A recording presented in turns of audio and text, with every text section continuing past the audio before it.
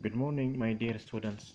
Our today's topic of discussion is product life cycle, page 102. And then we are going to follow a product starting from its early stage, that is from its design until it becomes what? Out of use and disposed. So this is what product life cycle means. It means what? Starting from the starting point until the end.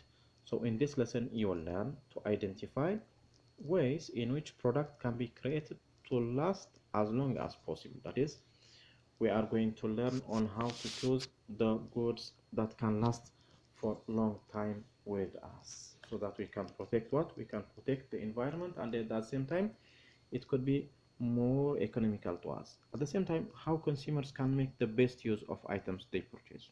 Obvious, yes? Therefore, the life cycle of a product is decided before it is created. Products begin as ideas in minds of inventors and designers. The design of a product has an important influence on its environmental impact. Product design is important because it determines the resources needed to make the product.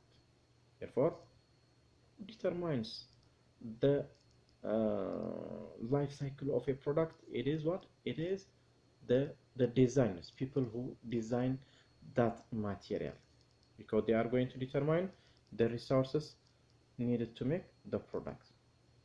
The choice of material is important because using cheaper materials may mean that the final object does not last as long. So even those people, they are going to select from what materials they are going to produce that product.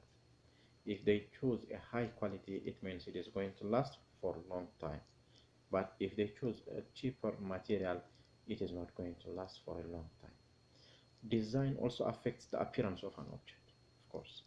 They are going, if they are, this determines how quickly or otherwise it goes out of fashion.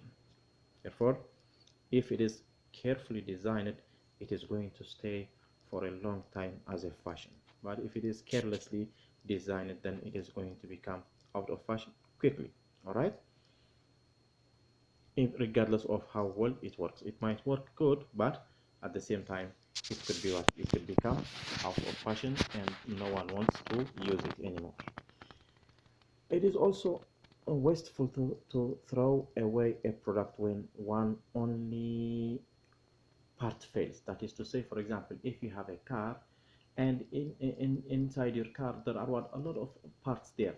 If one part is not functioning properly, if it needs replacement, there must be what? There must be a spare part in order to replace it.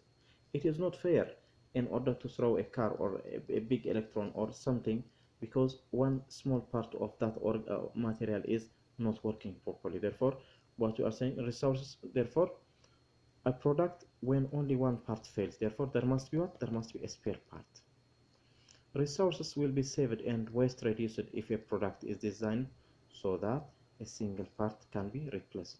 Yes, this is the main point. Just like what is happening in our cars. If a small single part of a car is not working, then we go to the mechanic and they replace it. It is not fair if to throw a car because only single part failed. Yes. Therefore, product life cycle. The concept of a life cycle is usually applied to living things. Of course, yes. We have what? We have a life cycle. We begin as a small baby and then we finish this world as old people. We are born, we grow older and die. This is what? This is the life cycle. We can think about products having a life cycle as they go through similar stages. The same applies with what? With any product. Okay. So what is the life cycle? How does it start? Okay, for example, look in here, look at this picture. It is the supplier is going to supply something. It is going to be transported where? Into the processing. They are going what? They are going to purify it and other things, and then out of it something will be manufactured. Out of this supplier, out of this fuel, yes, it will be manufactured in factories, and then it will be packaged and sold to someone. He is going to use it. Finally, it is going to become useless, and then he is going to throw it into the garbage. Yes, this is the life cycle. All right, so let's say something here. All materials are ultimately made from resources taken from the earth, many of which are finite and non-renewable. For sure, yes. The products that we are using are made directly or indirectly from the materials taken from the earth. Take, for example, your mobile, take your clothes, take the thing that you are eating with, everything. It is made from what? From the materials which is taken from the earth. Many of which are what? Not finite. Are finite. It means what? They can finish. Once they finish, they cannot be replaced. Okay? So, this is it. This is it from the picture. It is taken from the ground. And then, after that, after it is taken from the ground, the material, it is going to be taken where? Into processing and manufacturing.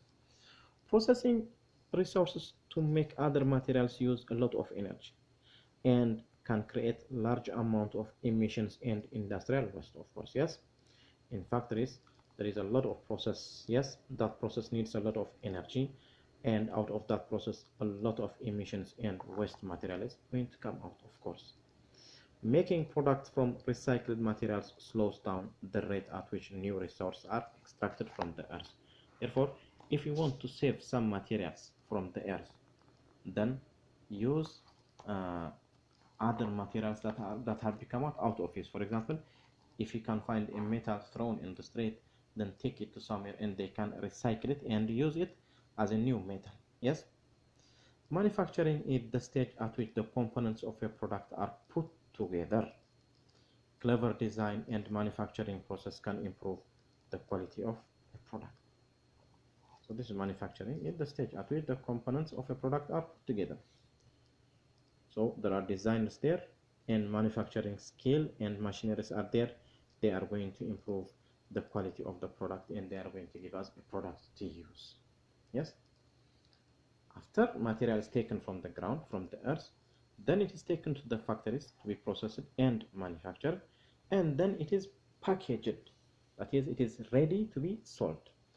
Most products are put inside protective packaging for transportation and for presentation to eventual consumers.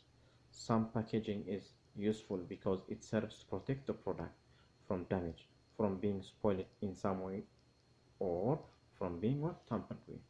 You understand it? Then after the product is made, they package it for attraction, for protection, and for other reasons. They package it. Okay, now it is going to be transported where? To the place where it is going to be sold. Then someone is going to buy it. Yes, so the useful life of that product starts. The useful life. A product has an intended purpose and an intended useful life. Intended useful life. That is, when you buy a product, you know that it is not going to stay with you forever. It is going to stay with you for some time. If you handle it carefully, maybe you can you can prolong its life, but not indefinitely. All right, after some time it is going to stop working properly. Consumers have a responsibility to use products properly and carefully to gain the most use they can from it. Today, many people are concerned about appearance and having the latest version of a product.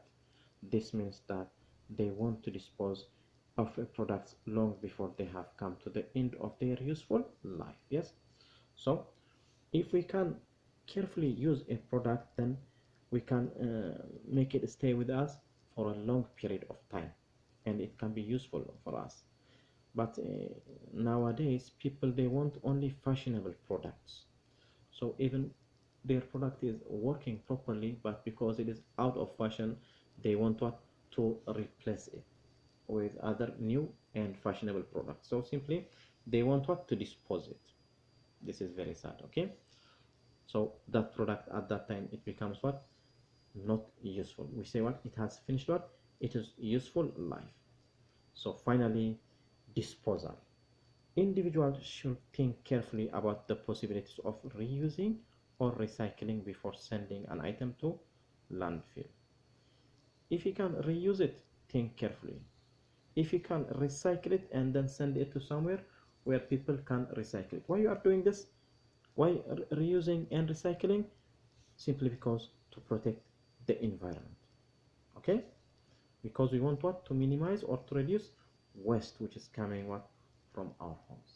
Okay, so this is what the product life cycle. We said it starts what, from material as a ground, and then processing and manufacturing, packaging, useful life, and then disposal. Yes, all right,